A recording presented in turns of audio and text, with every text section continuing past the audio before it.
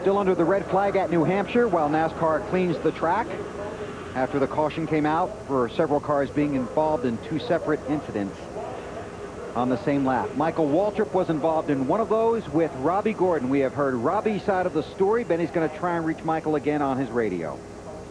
Hey, Michael, BP, you got me? Yes, sir, BP. How's everything up in the OTNT booth, or whatever it is? You're right, Michael. It is TNT, and it's doing well up here, but it's craziness on the racetrack. Your version of what happened off turn 2? Well, Robbie just drove down in the corner like I wasn't even there and shoved me all the way up to the edge of the groove, and I kept giving and giving, and as we exited turn, short of me just driving the Domino's Pizza Napa Auto Parts Best Western Chevy into the wall, I had to finally stand my ground, Benny, and when I did, it hooked him and wrecked him. But he drives like he's in the desert or something. I put you down in the desert there on the infield. And when he threw the helmet at you, we noticed on the onboard camera you ducked. Well, I ain't no fool. I didn't know where. I never had that happen to me before. So I decided I would just mash the gas and duck and hope for the best. But, you know, I respect these cats I race against. And he just acted like I wasn't even there. And I just stood my ground, Benny. All right, Michael, just want to let you know, in his interview, he said that it was your fault. Well, it's half my fault. I agreed to come out here and race with him. All right, Mikey, thanks, buddy. They have refired the engines, and they will put the cars back out on the track. Let's check in on pit road with Alan. Well, this red flag, an unexpected break for Greg Zipadelli, who's had a chance to have a couple laps with his team. Greg, farthest back you've been in the race all day was after that last pit stop. It doesn't seem like you've been very concerned. No, we got a great car. Tony's doing a great job. Home Depot Chevrolet's been awesome since we raced it here the first time. We took it home, put it on jack stands. Guys back at the shop did some little detail stuff. Actually brought it to the wind tunnel and made it a little bit better. We're playing a little conservative. If we got a long green flag run there, we would have had to pit in 40 or so laps, and I didn't want to take that chance. There's still enough time. Everybody's got to pit. Now the guys in front of us, if we get a green flag run, they'll have to stop. So we're just kind of playing a little conservative right now, and we'll be all right. We'll get back up there. As a guy with a car this dominant, watching all this craziness going on, how much does that concern you? Well, if you remember, we were in the middle of this last year. You know, I don't know, it was the 7 and the 16 had this problem and took us out of the deal. So I'm just thankful that our car's been good. We've been up front all day today for the most part, and staying out of trouble. I'm not sure he saw that last replay of how close he came to Robbie Gordon, but he'll catch it later and figure that out.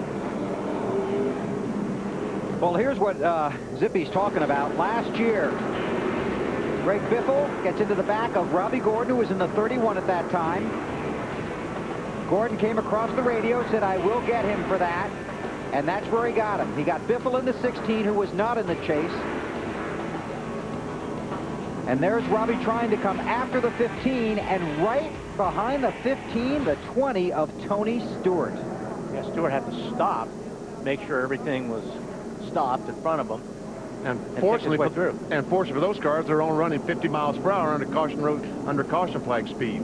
We can tell you that for a second time, NASCAR has told every crew chief over the NASCAR frequency to cut out the craziness and get back to racing.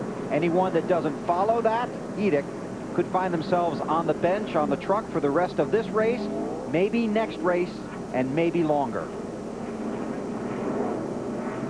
Driver car 1-5, Michael Waltrip, to the NASCAR trailer after the race. Marty? Meanwhile, there is a race going on, and Ryan Newman is leading it. They last pitted at lap 38, so 138. How do you play the strategy from here, Matt Borland? Well, we definitely need the race to go our way. We took a gamble, and if we get the yellows when we need it, we'll be in pretty good shape. But if they don't fall right, we could get ourselves a lap or two down. So I figure we take the gamble, see what happens, and hopefully be able to run for a win here. Right on the edge right now that you could pit now and try and go the rest of the way on fuel. Might you try that? It's definitely a gamble, but it's a pretty big gamble going back to 30th and trying not to get wrecked there. So we're just going to stay out here and see what happens. Ryan said, "I know there's fresh tires behind me, but we have what we need, the track position." 10 races to determine the Nextel Cup champion, and tempers are on the edge. Casey Kane, after contact with Kyle Busch, retaliates. If people are going to run you over for no reason, and you know, and think they're going to get away with it, and you just go out there and ruin their day too. I think that's the best way to do it.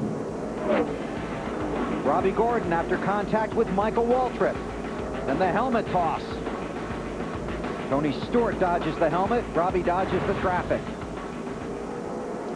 You know what? NASCAR is going to need a bigger truck. Going to be some big meetings going on. Pit road is open. Some of the guys deep in the field stop. We'll sort out the running order when we come back to New Hampshire.